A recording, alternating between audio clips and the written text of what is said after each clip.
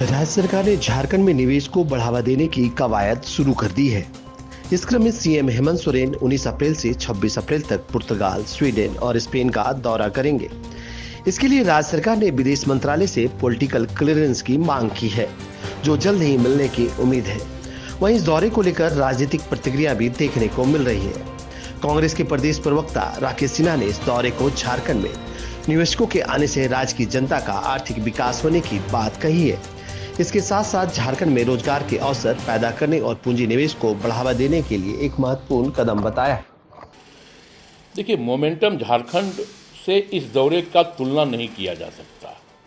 Momentum Jharkhand में अरबों रुपया राज्य की जनता की गाढ़ी कमाई उड़ाई गई और परिणाम शून्य रहा। चॉकलेट बटा, टॉफी बटा, टी शर्ट बटा, हाथी उड़ा, घपले हो गए। लेकिन हम शिद्दत के साथ निवेशकों के दरवाजे पे जा रहे हैं। मतलब हमारी नीयत पूरी तरह साफ है कि इस राज्य में उद्योग धंधे लगे। हम राज्य की जनता की गाढ़ी कमाई अरबों रुपया उड़ाने नहीं जा रहे हैं, बल्कि हम निवेशकों के दरवाजे पे जाकर के निवेशकों से आग्रह कर रहे हैं कि आप आओ, झारखंड में अपना उद्योग धंधा लगाओ। तो मोमेंटम झारखंड पूरी तरह भ्रष्टाचार की बलि चढ़ी है, लेकिन हमारा जो मोमेंटम है वो पूरी तरह विकास के पथ पर अग्रसर होगा। मुख्यमंत्री के नेतृत्व में विदेश दौरे पर जाने वाली उच्च स्तरीय टीम पूंजी निवेश को आकर्षित करने के लिए पुर्तगाल, स्वीडन और स्पेन की सरकारों, उद्योग जगत की हस्तियों और संस्थाओं के साथ बातचीत करेगी। मुख्यमंत्री के इस दौरे को लेकर भाजपा ने तंज कसा है।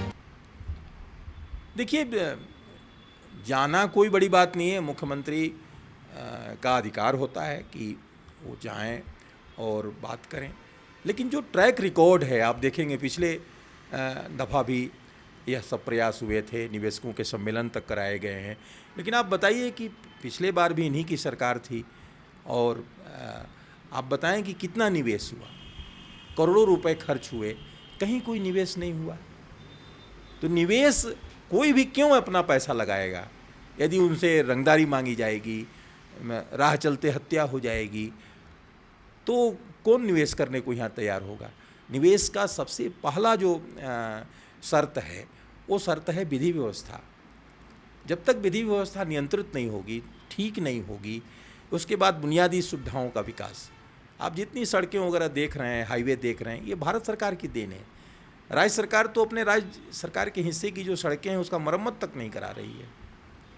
इसलिए सबसे पहले लॉ एंड ऑर्डर को ठीक करे सरकार, यहाँ की बुनियादी सुविधाओं को ठीक करे, जीरो कट पावर सप्लाई हो, पानी की व्यवस्था सुनिश्चित करे।